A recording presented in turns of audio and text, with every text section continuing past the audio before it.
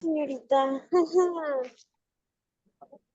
estoy Ah, en videollamada. buenos días. Ah, Estábamos comenzando la clase de la primera clase de la segunda semana de Lengua Española 1 del año 2024-25, aunque formalmente corresponda al 23-2. Eh, Lengua Española 1 de la Escuela de Idiomas Modernos de la Universidad Central. Hoy es 27 de mayo del 2024. Tenemos a estos chicos que están ahí presentes. Ya están anotados, supongo yo que todos, y más tarde, cuando se acerque el final, volveremos a ver si falta alguno. eh, si falta alguno por anotar, quiero decir. Vi a esta forma eh, arcaica de tomar la asistencia, que usaba yo muchísimo cuando daba las clases presencialmente, porque me di cuenta la semana pasada, mientras lo hacía incluso, de que pidiéndoles que me dijeran presente, nos tardábamos demasiado. A ver, entonces hoy toca hablar o comenzar a hablar de las categorías gramaticales y en primer lugar vamos a tratar el verbo. Yo hubiera puesto en el programa el verbo y el sustantivo, que son las palabras principales que uno aprende, las primeras que uno aprende y las principales que uno aprende en cualquier idioma, incluyendo el idioma materno. Eh, si usted va para otro país y no conoce la lengua, lo primero que va a necesitar aprender son verbos y sustantivos. Usted llega a otro país y aprende a decir arepa y ya va a poder comer, ¿no? En este caso es, si usted es extranjero, si usted habla otra lengua y llega a Venezuela o a Colombia y sabe decir arepa, bueno, los primeros días ya se salvó, ya no se va a morir de hambre. Luego tendrá que empezar a decir los verbos más frecuentes, ¿no? Los más necesarios, como dormir, comer, ¿no? Caminar, algunos sustantivos como autobús, ¿no? Casa, cama, alquiler. Bueno, entonces, ¿qué será una categoría gramatical? Me imagino que no han tenido oportunidad de investigar mucho, pero alguna vez habrán oído hablar en algún momento, en alguna etapa de su educación anterior, quizá hayan oído hablar de las categorías gramaticales. ¿Qué podrá ser?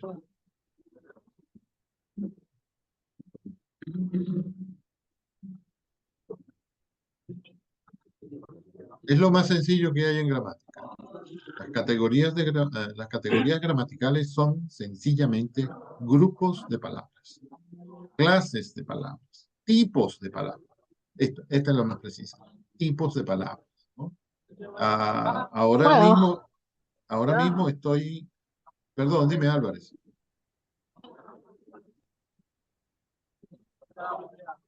Como que no era conmigo. Ok. puedo decir las clases de categorías gramaticales. Eh, bueno, estoy preguntando qué es. Ah, ¿qué es?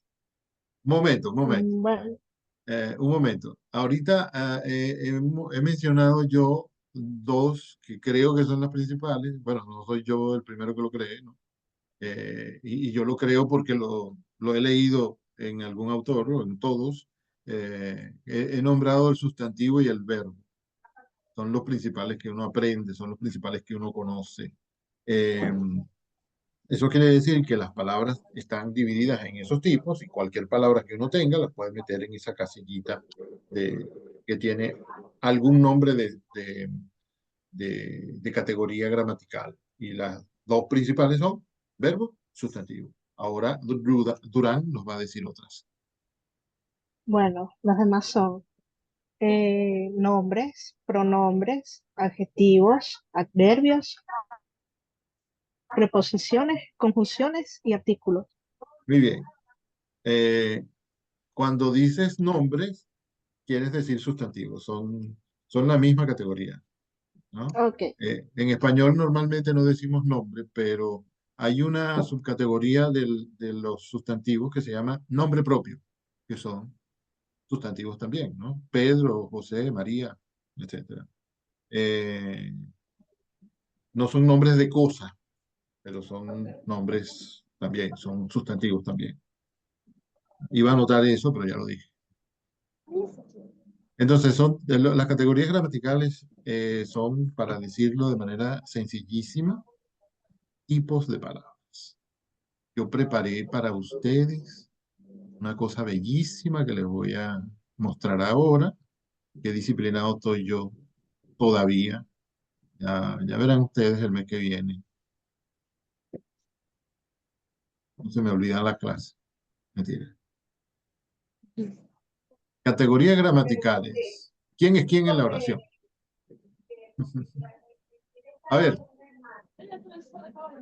las imágenes que ven ahí, ¿qué les hace pensar? Les hacen pensar.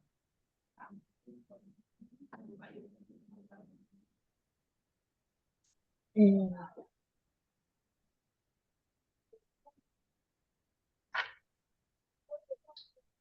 Pues en un colegio. Sí, ok, muy bien. ¿Qué más? Los lápices te hacen pensar en el colegio. Ujú. Pues a mí bueno, la imagen de los colores me hace pensar en cosas más esporádicas. Ujú, ok. Y en lo opuesto, la ficha de ajedrez vendría siendo cosas más que hay que pensarlas con más, con más detalle. Qué maravilla esa interpretación. Qué bueno. Sí, señor. Y las categorías gramaticales son también así. Hay que pensarlas, hay que tenerlas en cuenta. Y además también hay que ponerlas en su lugar, como cada pieza en el ajedrez. Y hay que tener claro cómo se utilizan, cómo se mueven, cómo eh, qué jerarquía tienen, ¿no? Se supedita a otra, cuál gobierna sobre otra. Esto que digo me recuerda una foto que vi una vez de la reina de Inglaterra, que ya estaba muy mayor, y llega a, no sé si sería alguna institución o un templo, no sé, y el piso era de cuadros, ¿no? Uno negro, uno blanco, uno negro, uno blanco. Y ella está parada en un cuadro negro y está como mirando hacia dónde ir. ¿No? Es una foto, no es video, pero se le nota que no sabe con claridad hacia dónde ir.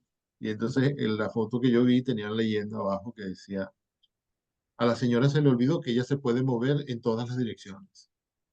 ¿No? Se requiere conocimiento del ajedrez para eso, pero verdaderamente crea un efecto humorístico porque, siendo la reina, en el ajedrez puede moverse donde quiera. Quizá en la realidad no, pero en el ajedrez sí. Y es importante saber esa norma porque así el jugador que tiene esa norma, que tiene conocimiento de esa norma, que si no lo tiene, no es jugador en realidad, no es ajedrecista, eh, puede llegar a ganar el juego. De la misma manera que uno puede llegar a construir bien sus oraciones y por tanto sus párrafos y por tanto sus textos enteros, si tiene conciencia de los usos de cada categoría gramatical, si tiene, si tiene claras las reglas que gobierna cada una de ellas, si tiene claro qué categoría se puede imponer sobre otra, si tiene claro qué función cumple cada una en la frase. Por esto, esta exposición se titula ¿Quién es quién en la oración? Y vamos a comenzar con el rey. En la gramática hay rey, que es el verbo, ¿no? Eh, que es la categoría que siempre está en el centro de atención. Como pasaba la semana pasada, esto no se mueve a pesar de mis órdenes. Muévete, Sésamo, el verbo. Es la primera categoría que vamos a analizar.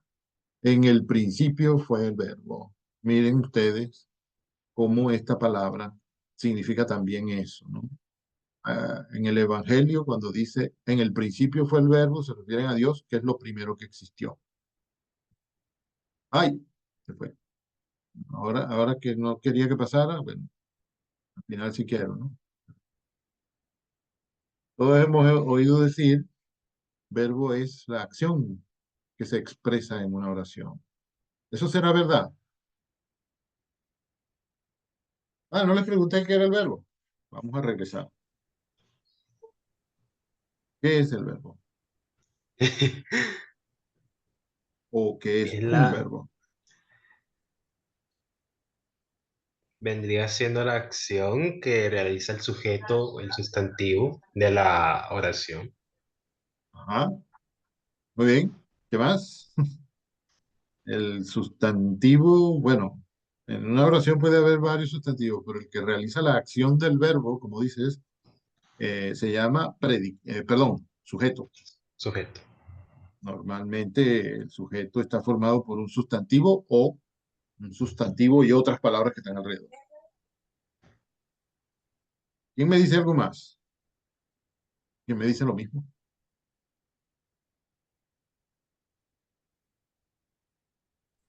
Ya sabemos que es una categoría gramatical Sí. que expresa semánticamente una acción, un estado o un proceso. Ajá. Estás leyendo la academia. Qué bien. Me alegra muchísimo. Exactamente. Muy bien. Esa es buena fuente. Quizás la más autorizada. Hay otras, por supuesto. Y tenemos que ver otras también. Pero uno comienza con la academia, comenzado con buen pie, ¿no?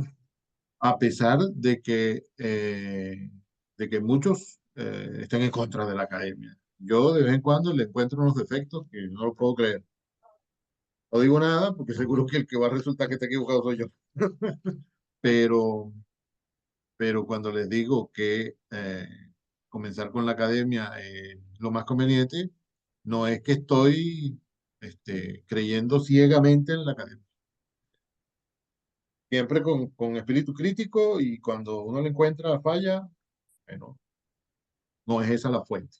Tiene que buscar otra. Ajá. Una vez que uno sabe que el verbo es una categoría gramatical, comienza así su definición. El verbo es una categoría gramatical, ¿no? Por ahí viene una definición que yo pongo que no comienza así. Es decir, la que tú acabas de dar es mejor. A ver, todos hemos oído decir el verbo es la acción que se expresa en la oración. Puede ser cierto, pero hoy vamos a cambiar esa idea. No es no es que la vamos a cambiar por otra que sea verdad, porque eso también es verdad, sino que no es todo lo que se puede saber de la oración, del verbo. Eso que dice ahí no es todo lo que hay que decir. Esa no es toda la definición. Eso le faltan cosas, ¿no? Y nosotros tenemos que conocer más y tenemos que conocer con más claridad de qué se trata. Imagínense ustedes el verbo, que es lo que tuvo al principio. Eh, En gramática, el verbo es una palabra, he debido decir una categoría gramatical, pero entonces ya no iban a ser dos líneas, iban a ser una sola. Mm, Una cuestión de diseño. En gramática, el verbo es una palabra cuya función es la de ser núcleo del predicado de una oración. Aquí es interesante que, en primer lugar, que hemos debido poner una categoría gramatical, un tipo de palabra o clase de palabras, cuya función, profe, cuya función es. Eso no es como cuando, o bueno, sí es, ¿sí? Puedo usar esa imagen. Cuando uno llega a un lugar, a una institución, por ejemplo, ¿y qué encuentra primero? ¿Qué es lo que encuentran ustedes? ¿A quién encuentran primero cuando llegan? Ah, ya se va a acabar.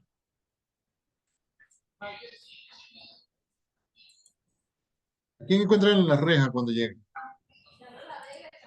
Al vigilante. Al vigilante, al portero, ¿no? Al encargado de recibir a la Ujú. gente, de abrirle la puerta o tirársela en la nariz. Eh, Ese señor está cumpliendo una función. Ese es su trabajo en esa organización. Eh, bueno, uno dice, voy a hacer tal cosa y él le abre la puerta, o bueno, le dice adelante, porque no siempre la puerta está cerrada. Y después uno va encontrándose gente que está haciendo cosas, porque cada uno tiene su función y Bueno, a alguien habrá que preguntarle dónde queda la oficina donde se hace lo que uno va a hacer y uno va y se para delante de esa persona cuya función es la que uno necesita. Con las categorías gramaticales pasa también eso. Cada una tiene una función dentro dentro de la oración, ¿no? Y la del verbo es ser núcleo del predicado. También nos podríamos detener en núcleo, pero no sé. La núcleo aquí ya la podemos entender como la entendemos siempre. El centro, ¿no? Lo más importante. En inglés dicen la cabeza del predicado, ¿no? Como quien dice el jefe del predicado. También se le llama centro o se le llama, ¿cuál era la otra palabra? No importa, no importa. La palabra más científica que podemos utilizar, científica de lingüística, no científica de biología. Eh, la palabra más científica que deberíamos utilizar para hablar de esto es núcleo del predicado de la oración. ¿Y qué será el predicado?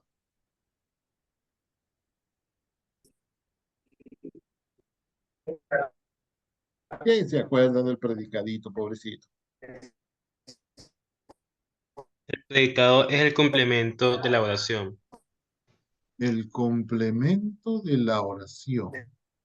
O sea, que es descartable. No, porque le da sentido a la oración. Entonces no es complemento. Es Un una complemento, afirmación.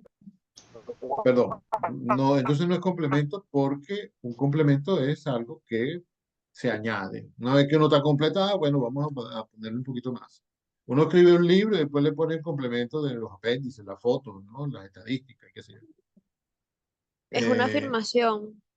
sí, parece que fueras a decir algo más. No, es aquello que afirma algo que está haciendo el sujeto o algo que es del sujeto. Muy bien, eso está. Ajá, a ver. No, que iba a decir que, bueno, es lo que le da el sentido al núcleo y a la vez a la oración. Sí, sí, Yo es iba a cierto. añadir, oh, Ah, disculpe. dime. No, iba a añadir que es como el atributo del sujeto. Sí, pero eso es en cierto tipo de oraciones, las oraciones corporativas, no en todas. Es lo que se dice, es a lo que se refiere el sujeto. Sí, yo quería volver a lo que dijo Prieto, porque es lo que se dice del sujeto, o lo que se dice que hizo el sujeto, o que está haciendo o que va a hacer. Sí, el predicado es eso, l- lo que decimos del sujeto, ¿no? Para decirlo de manera sencilla. Eh, no vamos a hablar mucho del predicado, ni de la función, bueno, de la función sí deberíamos hablar mucho, eh, porque en realidad conocemos más o menos la oración. Muy bien, entonces el verbo está en el centro de atención del predicado. Fíjense cómo aquí, en esta conocidísima oración, Bongo remonta el Arauca bordeando las barrancas de la margen derecha.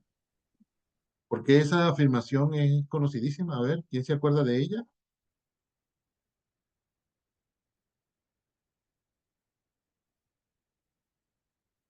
Qué dolor, qué pena. Ajá, alguien hizo un ruido. Como que alguien sacó el libro donde está escrita esta oración. Un libro importantísimo y conocidísimo.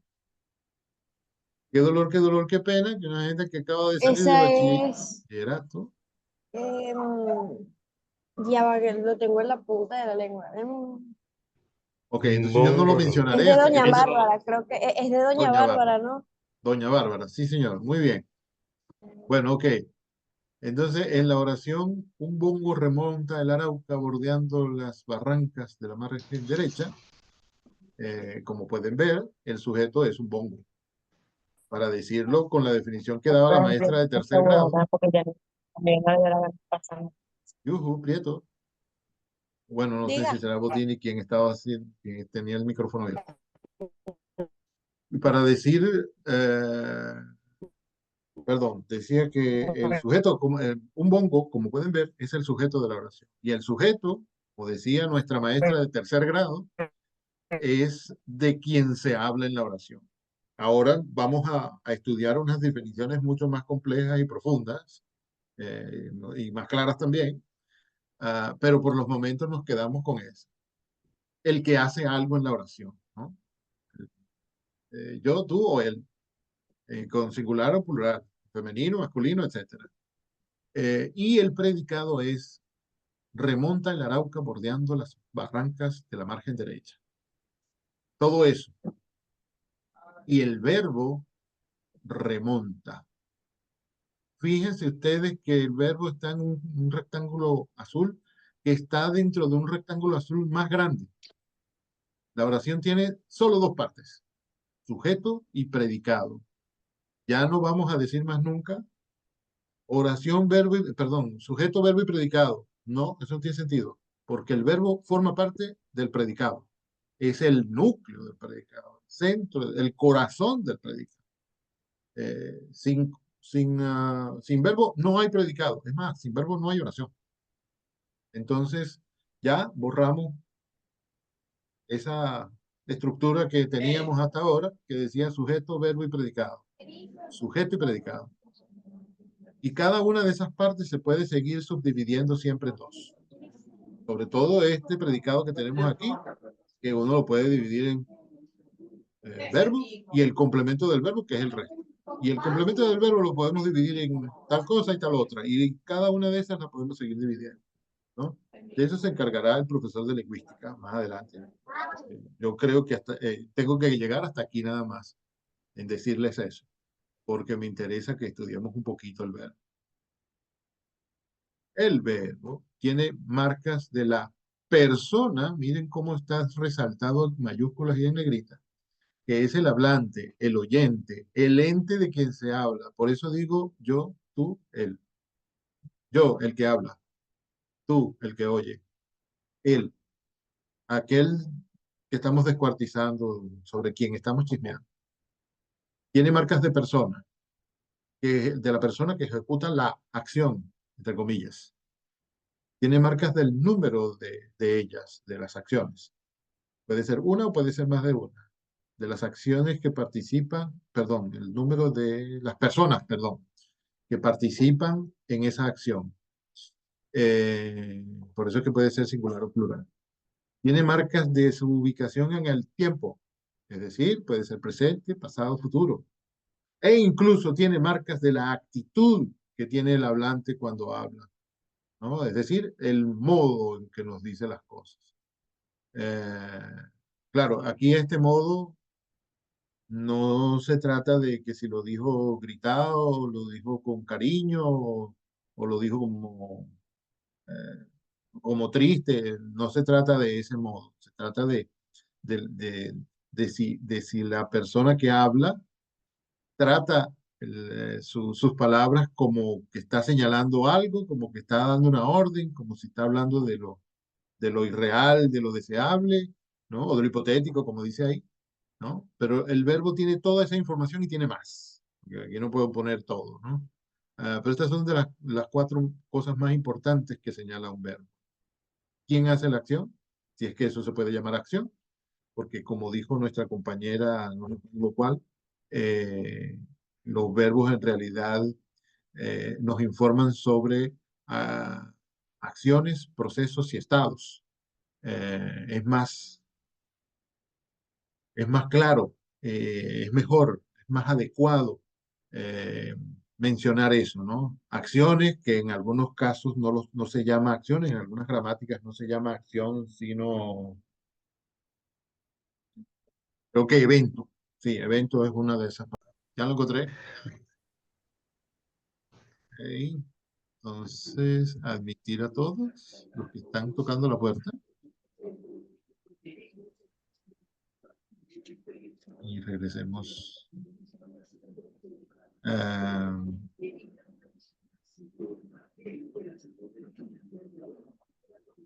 Ok, entonces decíamos que el verbo tiene marcas de persona, número, tiempo y modo. Todo eso está en el verbo.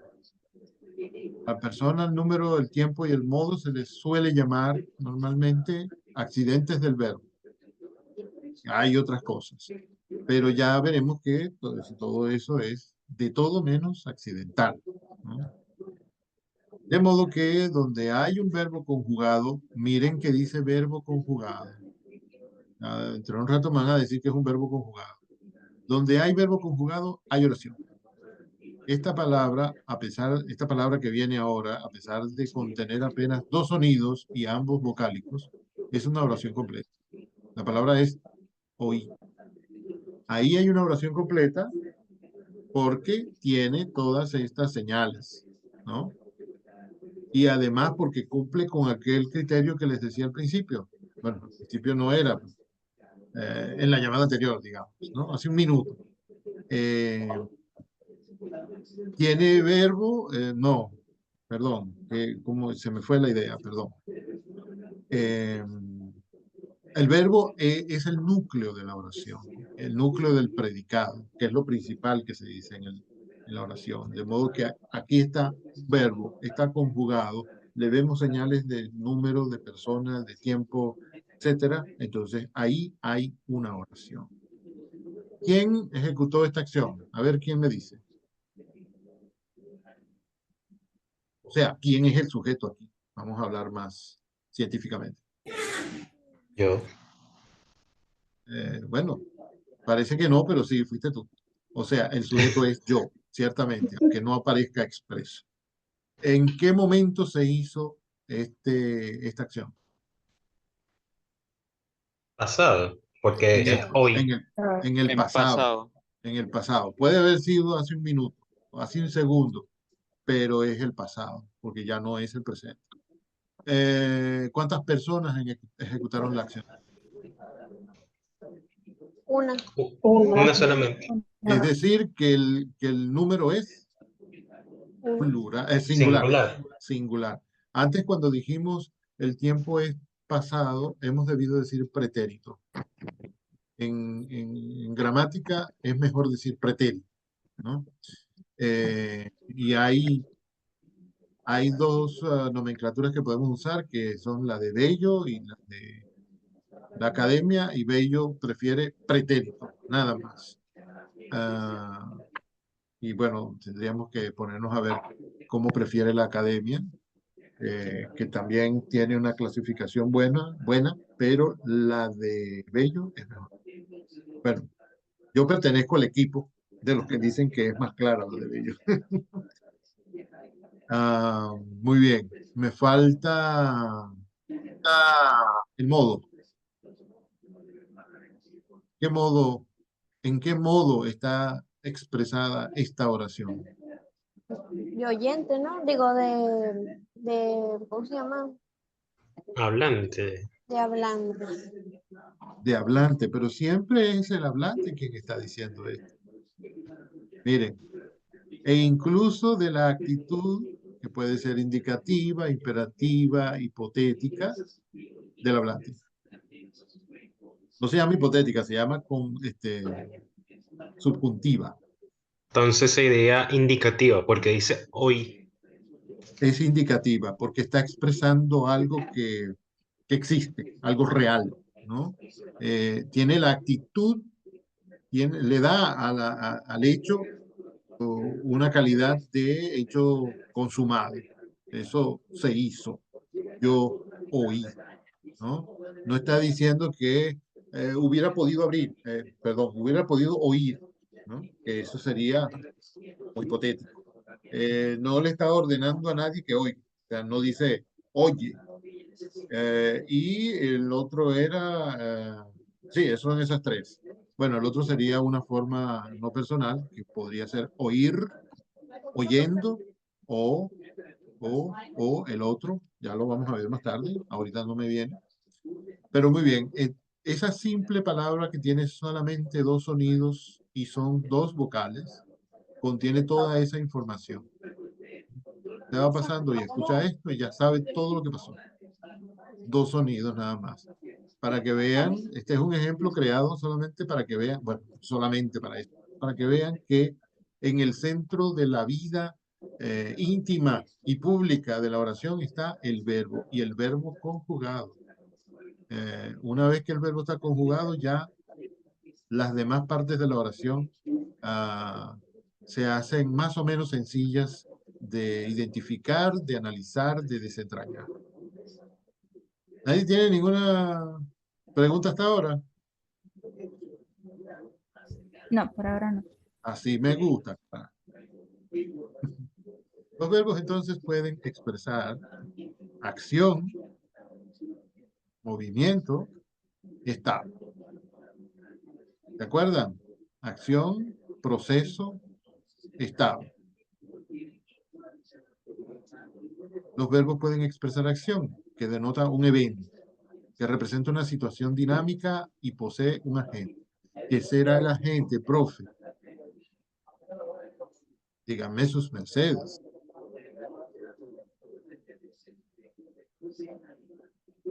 El agente es el ente, la persona, el objeto, el animalito, el agente, el que hace algo, ¿no? El protagonista de la acción, o más bien el ejecutante de la acción, el que tiene a su cargo hacer algo en la oración, si es que lo hace, porque ya veremos que hay verbos que no expresan ninguna acción. El verbo. Por ejemplo, cuando usted dice, fulano duerme todos los días a las 9, ¿cuál es la acción? Dormir. Eso será una acción. Pero es el verbo. Acción, que denota un evento, que representa una situación dinámica y posee un agente en el sentido de un sujeto típicamente animado que lo lleva a cabo. Típicamente animado, no siempre es animado. Se consideran verbos de acción, predicados verbales, ¿qué quiere decir? O sea, predicados que tienen verbo. Es que si no tienen verbo no son predicados, son alguna otra cosa. Predicados verbales como barrer, correr, gesticular, construir, estudiar, reír, trabajar, traducir. Vieron que esos son verbos como que podríamos decir concretos, ¿no? Porque de verdad se nota de lejos que está alguien haciendo algo. Bueno, aquí están esos verbos en infinitivo. Y en realidad, si no están conjugados dentro de una oración, no deberíamos llamarnos verbos, ¿no? Y ya eso lo seguirán estudiando más tarde en lingüística. Pero la acción de barrer es ciertamente una acción dinámica, una situación dinámica, como dice ahí. La acción de correr, de gesticular, de construir algo, ¿no? Son eventos en los que se nota claramente, está explícito que el sujeto está haciendo algo. No es que está sintiendo, no es que está meditando algo, sino que lo está haciendo y está implícito el movimiento de su cuerpo, la acción dinámica del cuerpo. Hay explicaciones más profundas que ustedes encontrarán en lingüística, ya verán. Y cada explicación hará este asunto más fascinante.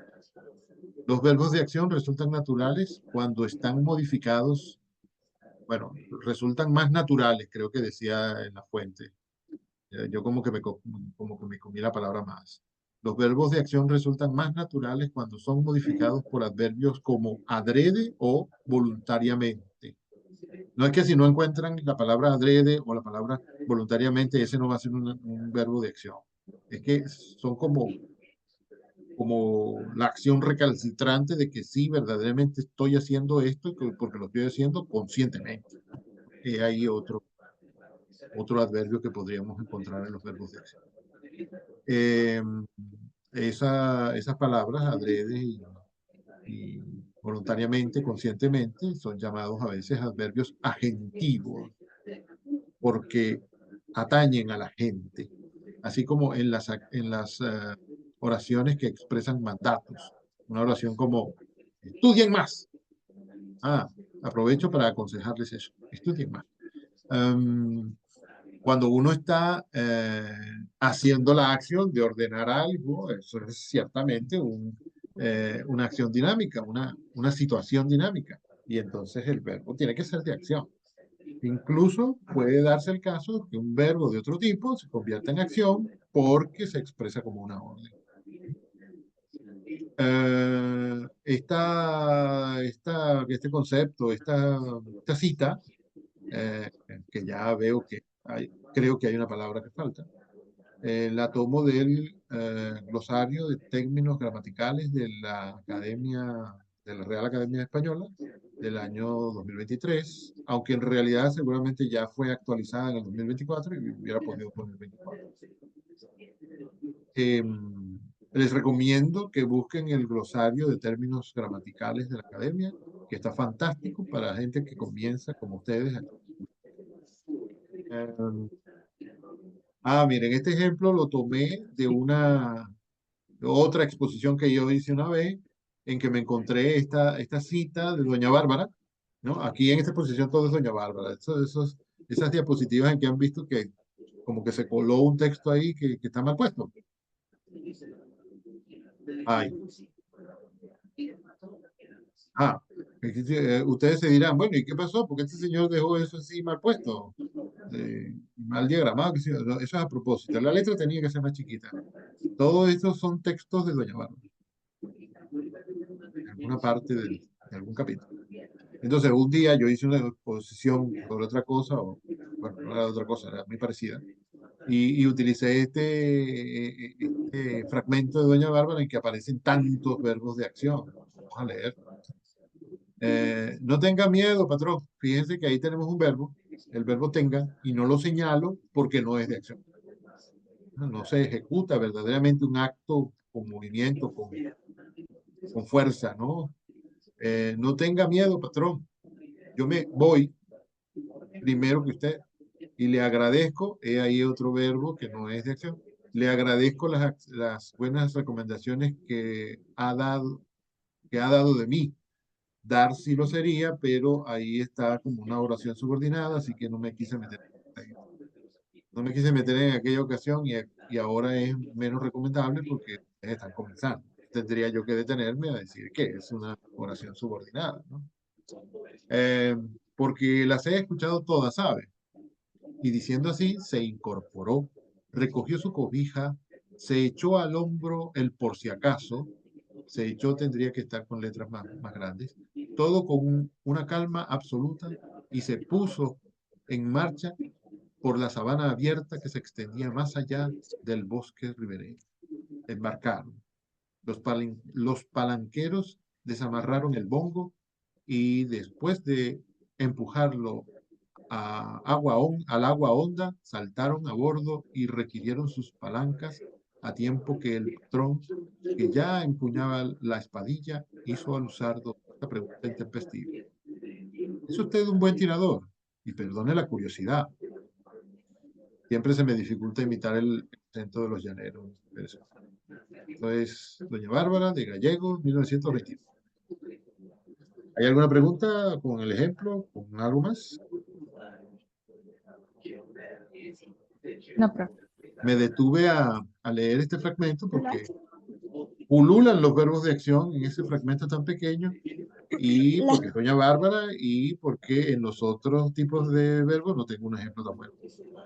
¿Ibas a decir? Las palabras que se ven en grande, así con negro, así como subrayadas, ¿Sí? son los verbos que a lo que usted se refiere.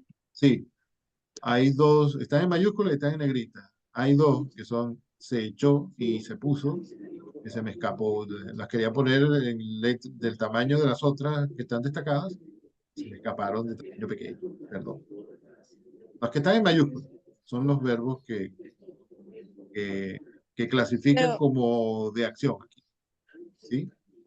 me parece, no sé, no lo entiendo, porque sabe que en la última línea dice, es usted buen tirador, pero está subrayada la palabra es. Tienes razón, ese no es. Perdón, tienes Ah, razón. Ese es un verbo de ya estado. estaba ahí. Ok, ya yo estaba diciendo, y qué verbo, pero también es, que yo sepa, eso es como, no sé, un predicado. No hay acción ahí, no hay acción. Ese se puede clasificar como un verbo de estado y también es un verbo copulativo. No tiene el mismo tratamiento que los demás. Muchas Ok, gracias, Prieto. Eh, la verdad. Casi me pusiste un A, Prieto. O me salvaste, más bien. Yo tengo una pregunta. Sí, Casi no. Entonces los verbos de acción son algo como más físico. sí. Es como una Ok. ejecución de un acto, sí, se le ve todo el dinamismo, el movimiento, la acción. Son los verbos principales que uno reconoce, que es fácil reconocer que alguien está haciendo algo, ¿no? Normalmente físicamente. Normalmente físicamente. Normalmente en el nivel físico. Ok. Gracias. Ok, ok. También están los verbos de movimiento, que más bien ahora últimamente la academia y otros lingüistas los llaman verbos de desplazamiento. Fíjense que en la definición está la palabra de desplazamiento. Verbos de movimiento, el segundo grupo, que expresan el desplazamiento de algo o de alguien. Los verbos de movimiento se construyen a menudo con complementos que denotan lugar, como en el caso de escapar de la cárcel, o complementos circunstanciales de lugar. El primer complemento que dice debe ser nominal. Sí, ciertamente, cárcel es nominal. Complementos circunstanciales de lugar como volar bajo las nubes. Bajo las nubes es un complemento circunstancial de lugar, ¿no? Se dice dónde ¿Por vuela, qué? el sujeto que vuela. Porque me imagino que es porque está siendo un poco más específico, ¿no? Porque no está diciendo volar, sino que está diciendo volar bajo las nubes. Dice volar y dónde vuela, sí. Por Ok. eso es complemento circunstancial del lugar. Bajar hasta el sótano, ¿no? Y se nota que hay un movimiento no solo en el hecho de bajar, sino además en la preposición hasta, ¿no? Si uno dice hasta es porque comienza en un lugar y llega hasta otro lugar, ¿no? Un desplazamiento de un punto hasta otro. Y cuando dice volar bajo las nubes, está dejando implícito que no es por encima, ¿no? El movimiento está en volar, pero además indica claramente que es por debajo. Y eso implica un movimiento también, porque para llegar bajo las nubes hay que moverse bastante, hay que usar bastante energía. Caer en un pozo. El verbo caer da la idea de que hay una cosa que se mueve de arriba hacia abajo. Y en un pozo, bueno, concuerda con eso, porque un pozo es hondo, abajo. Parecen todas unas explicaciones como demasiado evidentes, ¿no? Que, por favor, porque este señor de tanta edad se pone a explicar eso tan sencillo. Pero esa es la explicación gramatical, ¿no? Gracias a Dios que es sencilla. Hay cosas un poquito más complicadas que uno agradece la explicación. ¿Dónde estoy? Los que expresan movimiento direccional u orientado, esos también son verbos de movimiento, como empujar, enviar, subir, salir, etc. Estos son movimientos que requieren que un sujeto los inicie, ¿no? Como empujar. El sujeto o el objeto que se va a mover está quieto y viene un sujeto o un objeto y lo empuja. Por eso el verbo empujar es de movimiento, o se puede considerar de movimiento, porque expresa un movimiento direccional. Hacia algún lugar lo está moviendo o hacia algún lugar lo está orientando. Empujar, enviar, subir, salir. Y ese verbo, etcétera, que yo no sé qué. Es para que se rían. Bueno, estos suelen distinguirse de los que indican manera de moverse, que también son de movimiento, indican la manera de moverse, como arrastrarse, correr, girar. Vieron que unos indican desplazamiento de un punto hacia otro, otros indican inicio de movimiento, quién inicia la acción, otros indican la manera en que el sujeto o el objeto se mueve. Arrastrarse es moverse, pero de una manera distinta a cuando uno corre, ¿no? ¿Alguna pregunta? Seguro que la clase está a punto de terminar y yo voy por la mitad. Otro grupo importante de verbos es el grupo de los verbos de estar que se caracterizan por la ausencia de dinamismo. Ausencia de dinamismo, no hay movimiento. Por eso les mencionaba el verbo dormir, ¿no? Porque cuando uno está durmiendo, ¿qué está haciendo? ¿Qué acción está ejecutando? ¿No? Si hay alguna, es porque uno no debería descartar totalmente que hubiera acción en verbos de estado. A lo mejor haya, pero en general la definición es que hay ausencia de movimiento, ausencia de dinamismo, ausencia de acción, en el sentido de avance, de retroceso o de algún otro tipo de cambio. Como por... ¿no? Sí, hay ausencia de movimiento y además hay ausencia de agente, ¿no? Es decir, de un sujeto que esté haciendo algo. Por extensión, el término estado designa a los predicados mismos que expresan esa modalidad del aspecto léxico. Cualquier predicado que contenga un verbo de estado es un predicado de estado. ¿Sí? Parece que estuviera hablando de política. Estado. Bueno, eso es lógico, ¿no? Si el verbo es de estado, el predicado será de estado. Si el verbo es de movimiento, el predicado será de movimiento, etc. Los estados no ocurren, no tienen lugar, sino que simplemente se dan o se atestiguan de presencia. Uno los ve que pasan, pero no es que ocurre nada en el sentido en que ocurren todos los otros, ¿no? Que implican una acción, un movimiento. Los verbos de estado denotan denotan estado los predicados ser alto, caber en un lugar, residir en un sitio, o sea, no solamente dormir, estarse quieto, estar sentado en algún lugar. Todo esto, miren, la cosa llega más allá. Ser alto. ¿Qué estoy haciendo yo para ser alto? Nada. En realidad es la naturaleza que está actuando en mí cuando crezco. Pero crecer no es algo que estoy haciendo yo, no es algo que está sucediendo. Dice que no ocurre. Se da, eso se da. Uno ve que sucede. Ser alto, caber en un lugar, residir en un sitio, saber inglés, querer a alguien. ¿Qué está haciendo uno con las manos, con los tobillos, ¿no? Con el estómago? ¿Qué está haciendo uno cuando está enamorado de alguien? No, no es algo que yo esté haciendo. Es algo que se está dando. Tener dinero, bueno, esto implica haber hecho algo antes, trabajo, habérselo robado, ¿no? Estar enfermo. Son verbos de... No hay preguntas, seguimos. ¿Seguro que no hay preguntas? No. ¿No es seguro? No, profe. No, sí, sí, sí Seguro. es seguro. Caramba, qué cosa tan buena. Bueno, chicos, aquí viene una lámina que es interesantísima, que es lo más resumido que he encontrado de este asunto de los accidentes gramaticales que les mencioné al principio.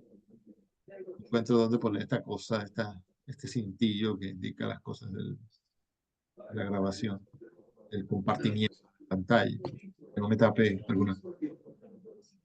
Pero yo grabé el año antepasado un video sobre esto, de modo que les voy a decir muy rápido de qué se trata esto y después les voy a mandar el vínculo para que vean aquel video que quedó bello y además me veo más joven. Eso también era para que se reía, pero ustedes todavía no entienden mis chistes. Bueno, los accidentes gramaticales son esos que vemos ahí. Persona, número, voz, tiempo, modo y aspecto. O sea, 6, ¿no? Hay unos que son muy conocidos y otros como modo y aspecto que son así como extraños. Nadie menciona nada, nadie menciona nunca eso. ¿Cuánto tiempo nos falta? ¿Quién sabe? ¿Quién ve por ahí? ¿Cuánto? Bueno, si no dice que estamos a punto de terminar, no hay peligro.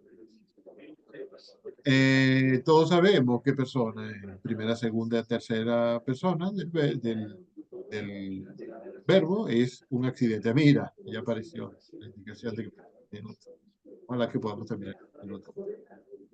Pero si quiere la termina ahorita, si quiere la pausa ahorita, entonces, y manda el otro vínculo para que los otros 40 minutos que quedan de clase sean eso. No, porque entonces yo pierdo la oportunidad de hablar. ¿Sabes lo que me gusta a mí hablar? Ok, está bien, Gracias siguiente. por la idea, pero no hace falta hacer eso. Está bien así. Ok. Muchas gracias. Bueno, todos sabemos que existen tres personas, primera, segunda y tercera. Que la primera es el que habla, yo, el que está en el centro del universo, ¿no? Y por tanto, él se pone en primer lugar. Ah, sí, qué vanidoso. Yo, primera persona. Y está la segunda, que es la persona a quien el yo le habla. Persona a quien yo le hablo. Tú. Yo soy yo y estoy hablando contigo, a un tú. Y estoy hablando de una tercera persona, ¿no? Él, o ella, o eso, o lo que sea. Y yo siempre bromeo cuando le estoy enseñando esto a niños, normalmente digo, ustedes conocen el concepto de chisme. La primera persona es el que está metiendo el chisme. La segunda persona es el que está ansioso de oír el chisme. Y la tercera persona es la pobre criatura a la que están descuartizando, ¿no? El protagonista del chisme. Eso es sencillísimo así. La persona también tiene plurales, ¿no? Yo, nosotros, tú, ustedes, él, ellos, ¿no? Para decirlo en los términos más sencillos. Y el número también lo conocemos bastante bien, singular y plural, lo acabamos de decir con la persona, ¿no? Eh, eh, Eso que dije con respecto a personas y los plurales es el accidente del número, ¿no? ¿Cuántas personas participan? Eh, con personas era ¿qué personas participan? Con el número es cuántas personas participan. Ahora, la voz es un poquito más profundo, aunque ustedes ya la conocen, porque si han estudiado inglés, han comenzado a entender este concepto cuando comenzaron a hablar inglés o a estudiar inglés. Yo por lo menos recuerdo que cuando yo empecé a estudiar inglés en bachillerato, yo empecé a estudiar inglés en primer año de bachillerato, fue ahí cuando conocí el concepto de voz, ¿no? La voz activa y voz pasiva. En la voz activa hay un sujeto, el sujeto de la oración ejecuta la acción, en general, ¿no? Ahora sabemos que hay acciones que en realidad no son acciones, entonces, ¿qué es lo que está ejecutando el sujeto? Por cierto, también hay oraciones que no tienen sujeto, ya seguramente el miércoles hablaremos de ellos. El sujeto realiza la acción, ya está. O sea, es activo, porque el agente, el sujeto, hace la acción, es, activo, es un verbo activo. Y pasivo cuando resulta que es el sujeto el que recibe la acción.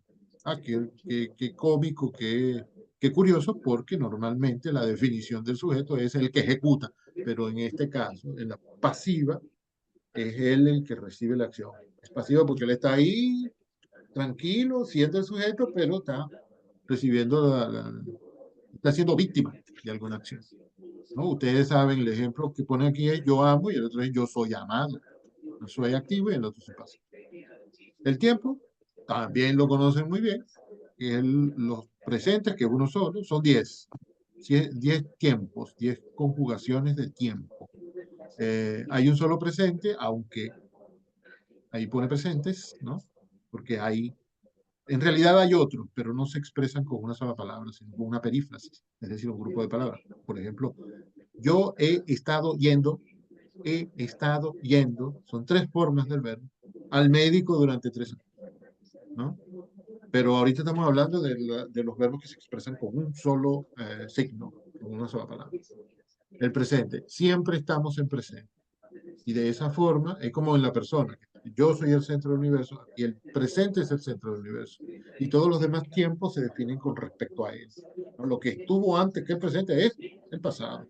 Que en gramática deberíamos decir pretérito, como ven ahí, ¿no? Pretérito imperfecto, pretérito perfecto compuesto, etc.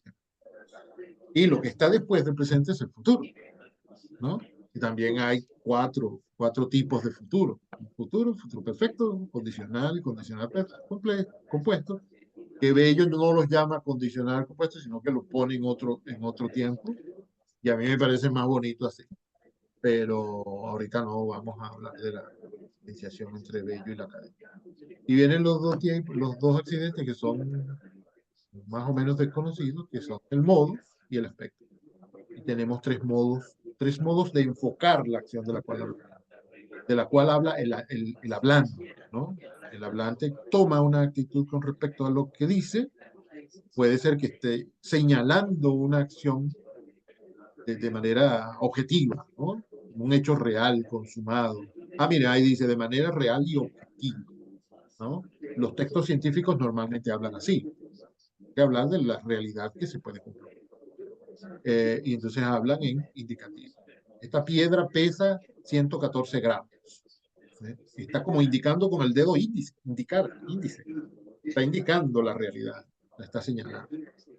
Pero cuando hablamos en modo subjuntivo, cuando ponemos los verbos en subjuntivo, lo hacemos porque estamos expresando un deseo, temor, algo conveniente o una voluntad, una suposición, un ruego. No, un ruego no. Un ruego es el que viene. Cuando estamos hablando de lo ideal, ¿no? De lo deseable, de lo hipotético, ¿no? De lo que no existe, pero que, ay, qué bueno sería que sucediera, lo conveniente, lo ideal en general, lo que es idea. Por ejemplo, cuando yo digo, si yo fuera rico, me compraría, miren, aquí Bello lo pone en otro punto porque en realidad pertenece a lo hipotético, pero la academia lo pone en otro lugar. De eso va a hablar Dexis con ustedes, con Leonardo o Aníbal. En el subjuntivo uno expresa deseo, ¿no? Una idea, una hipótesis. Si llega tu papá, bueno, si esté presente, podrías decirle, no, este ejemplo no es bueno.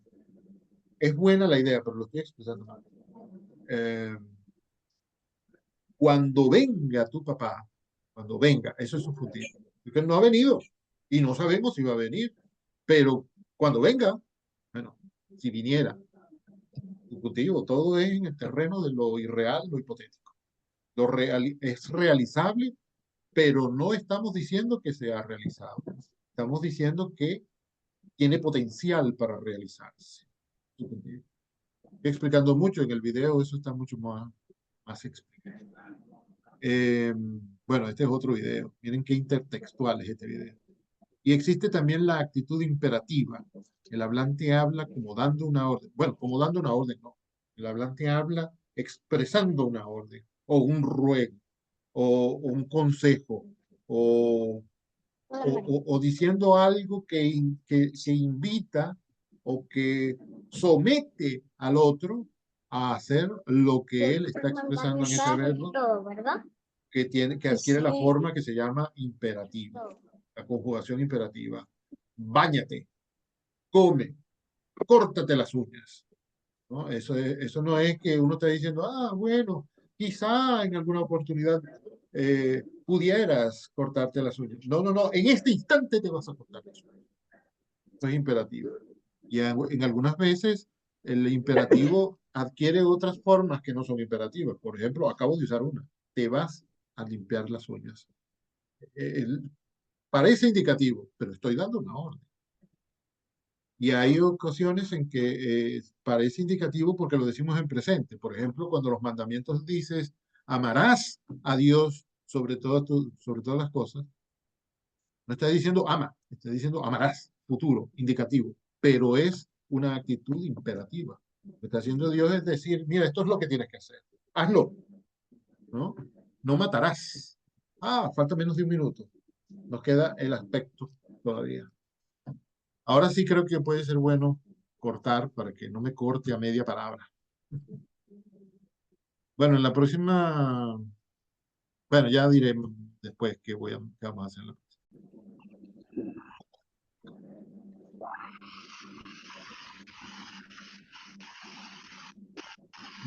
Ajá. Entonces el aspecto, no les voy a preguntar, ¿qué será el aspecto? Porque eso es algo que se estudia poco. El aspecto trata de si concebimos la acción como ya terminada o como no terminada aún. Es decir, cuando uno dice una oración, hay en la oración y hay específicamente en el verbo información acerca de si esa es una acción que empezó, duró y terminó, o si es una acción que empezó y está todavía durando, está todavía en acción, digamos, y no ha concluido. Incluso hay información, o puede haber información, de si acaba de empezar, de si está por la mitad, de si está a punto de terminar. Todo eso puede uno saberlo con el verbo. Eh, claro, si uno se entrena bueno, sin entrenarse también es posible, pero cuando uno se entrena es mucho más sencillo, claro, y es mucho más certero. Si yo digo, ayer bebí 20 litros de agua, qué locura, ayer solo bebí 1 litro de agua. Uno sabe que esa acción es perfectiva porque eso se acabó. Eso sucedió ayer y el día de ayer ya se acabó.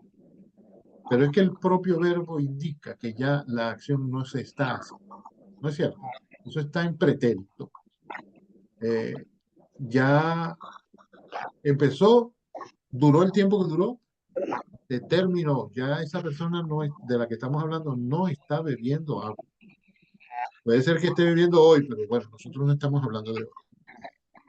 En esa oración, por lo menos. Entonces, ese aspecto, que es un accidente gramatical del verbo, el aspecto es perfectivo. Se dice que la acción es perfecta cuando termina, cuando está concluida.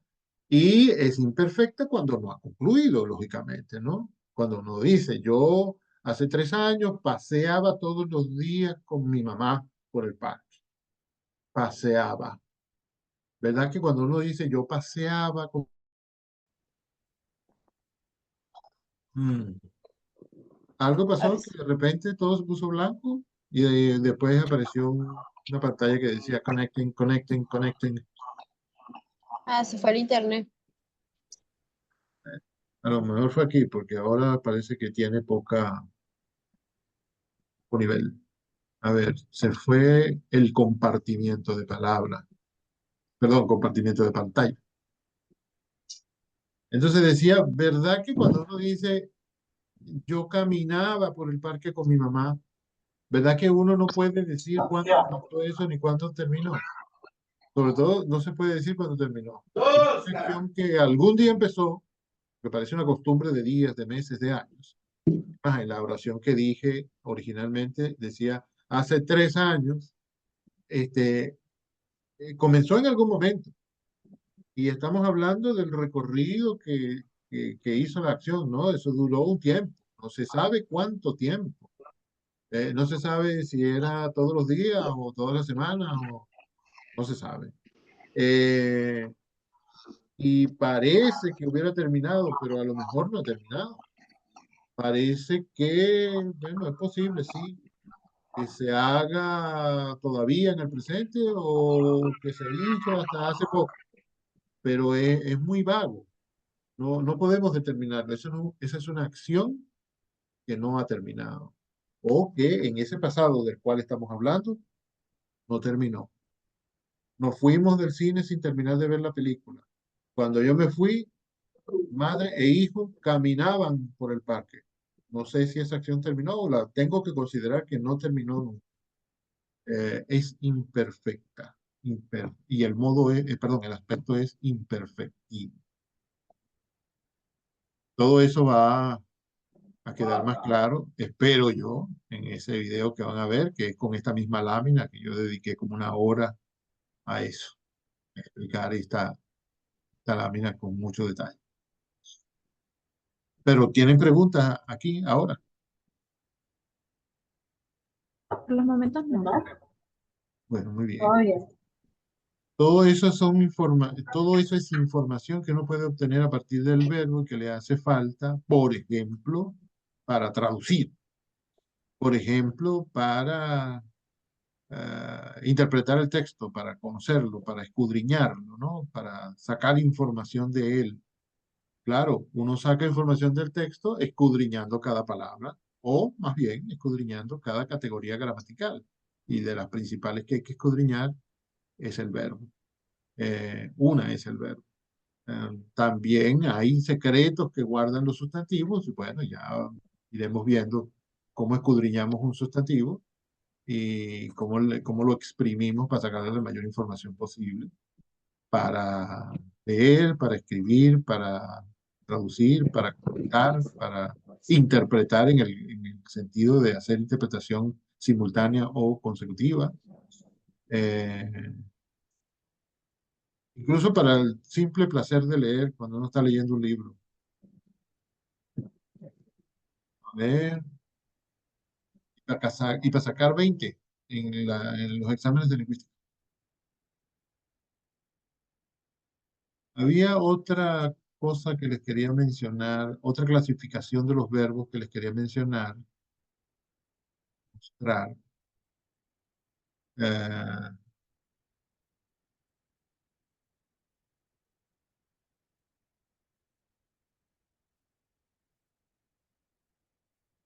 debe ser esto.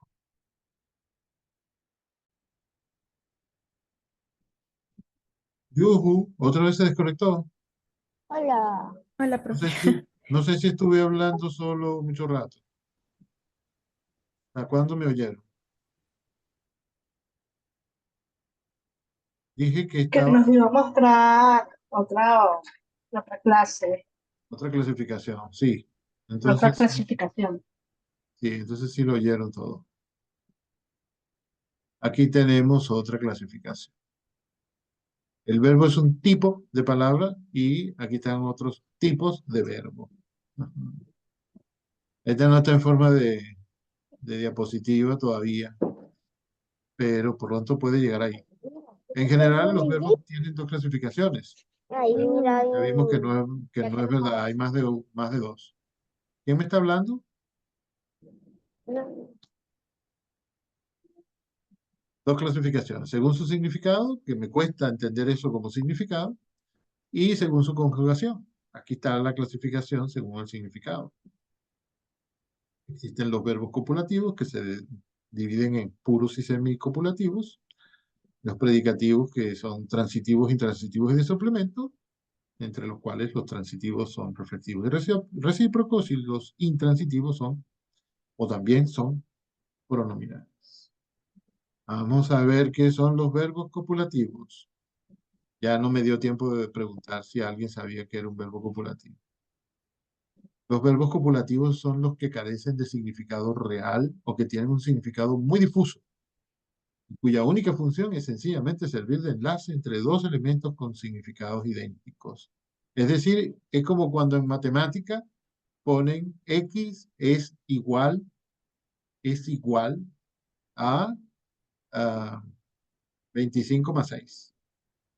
Se suma 25 más 6 da 31. Es decir, usted puede escribir 31 es igual a 31. Claro, ya vamos a ver.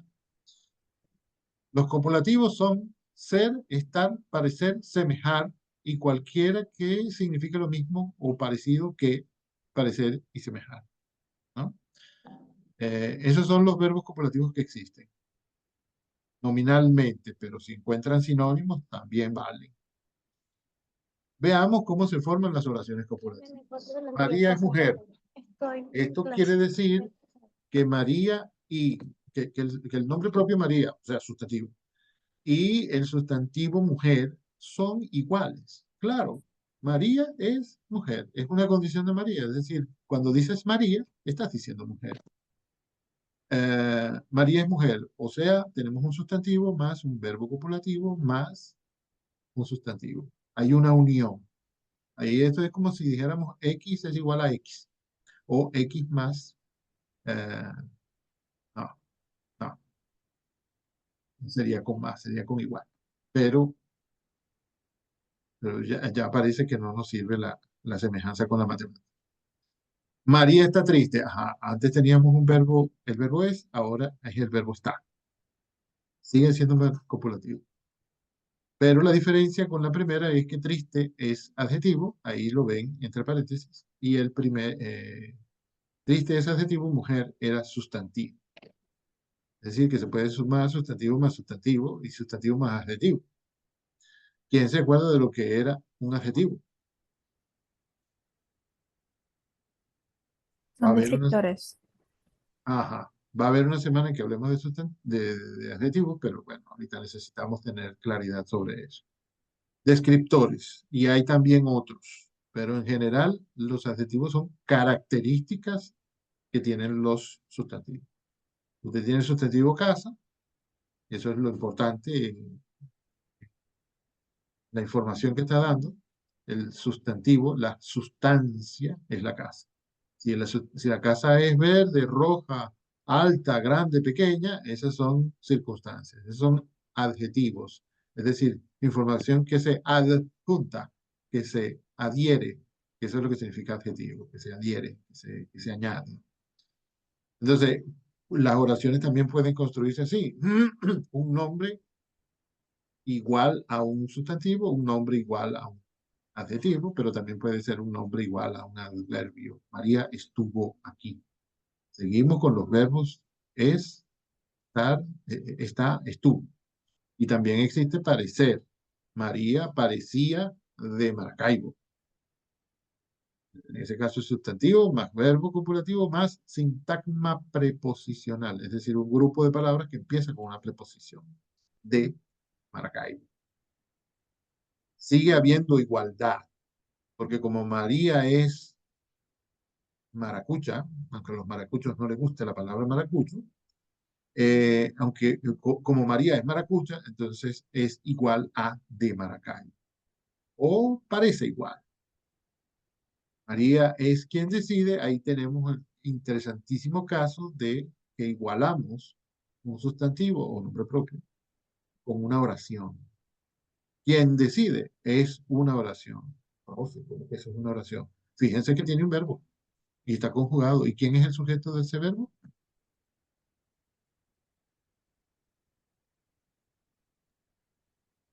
María. María. No. ¿Quién? El sujeto de ese verbo es ¿quién? Ignoren. Es. Ignoren María es. Uy, ¿dónde está él? Imaginen que dice así. ¿Quién decide? El verbo es, porque tenemos que empezar por identificar el verbo. El verbo es decide. Está en presente, está en tercera persona, está en singular y está en indicativo. ¿Y quién concuerda con eso? La palabra quién, que está en singular, ¿y qué más? En tercera persona, como el verbo, singular, como el verbo. Entonces el sujeto es quién. Por supuesto, cuando decimos María es quien decide, estamos igualando, ¿no? María es igual a quien decide. María es quien decide.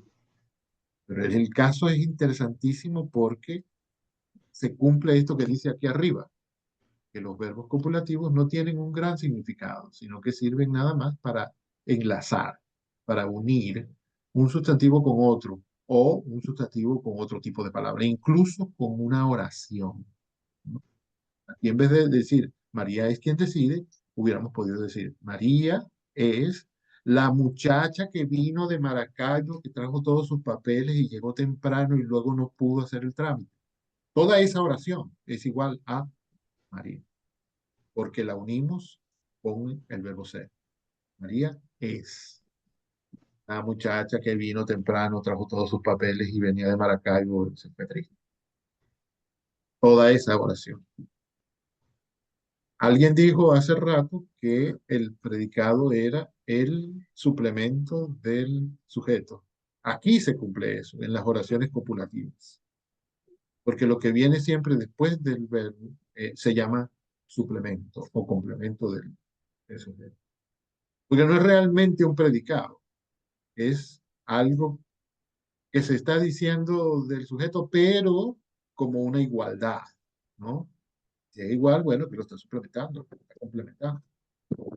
No crean que van a salir de aquí en este momento conociendo a fondo los verbos copulativos. Nos hacen falta más clases. Es más, les hacen falta más clases de lingüística, ¿no? Para que se sientan así que ya conocen los verbos. Esto es un repaso y es rapidísimo. Porque de vez en cuando yo corrija exámenes o trabajos que ustedes hagan, les voy a dar indicaciones de este tipo. Les voy a decir, por ejemplo, una oración copulativa no la puedes juntar con tal otro tipo de oración, qué sé yo, ¿no? Estoy inventando un ejemplo loco. Y entonces ustedes me van a decir, profe, ¿qué significa eso de oración copulativa? Usted nunca ha hablado de eso en clase. Ah, claro que sí, estoy hablando de eso. Y además no hay que complicarse.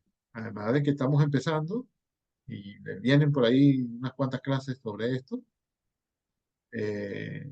Estamos empezando. Es decir, que no es el momento de mortificarse. Entonces, mortificarse es cuando llega al final del año y uno no ha dado en el clavo con este. No voy a preguntar si hay preguntas sobre esto porque debe haber como 150 por este caso. ¿No es cierto? Yo sin café. No entiendo bien, pero Ya llegará el momento, no te preocupes. Lo que tienes con calma.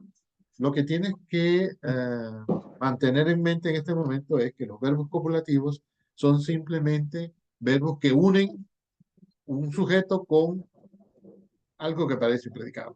No lo dejes olvidar. ¿Sí? El verbo copulativo es, el verbo ser, el verbo estar, el verbo parecer, son una unión.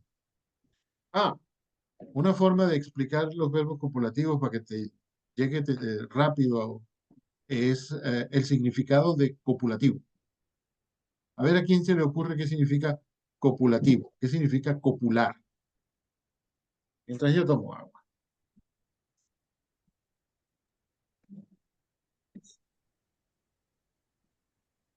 Me tienen que decir sin miedo. Profe, copular No es sé, tener creo que es unir, ¿no? En los tiempos de copu- antes se unificaba cuando los reyes tenían ¿cómo se llama eso? Una mujer con la que pasaba el acto después del matrimonio, algo así. el rey tenía una mujer. Bueno, si tenía esposa, tenía mujer. Sí, sí, sí, eso es. Ya yo iba a decir, no tengan miedo de decirme que copular es tener relaciones sexuales. Sí, eso es. ¿Y qué se hace cuando se tienen relaciones sexuales? Se unen dos personas, ¿no? Quedan enlazadas. Eso es lo que pasa aquí con un sustantivo y lo otro que se pone después del verbo. Después de ser sustantivo y sustantivo. Quedan unidos, copulan por medio del verbo. Eso es lo que hace el verbo con ellos, unirlos, ¿no? En latín, esa es la palabra que se usaba también en este caso. Entonces, bueno, copularon, quedaron unidos. María es mujer. Hay una cópula, es decir, una oración copulativa. Eh, Eso es lo que hace el verbo copulativo, unir dos partes. Si se quedan con eso claro hoy, estamos muy bien. ¿Sí? Ok, unir, ok. Es que por eso les dije que era como cuando en matemática ponemos el signo de igual, ¿no? X es igual a 3. Bueno, lo puedes decir al revés también. 3 es igual a X, ¿no? Uno puede decir aquí, mujer es María, triste está María. Aquí estuvo María. Normalmente es así como diríamos, ¿no? Eh, Muchísimas veces necesitamos enfatizar, poner de primero la información más importante.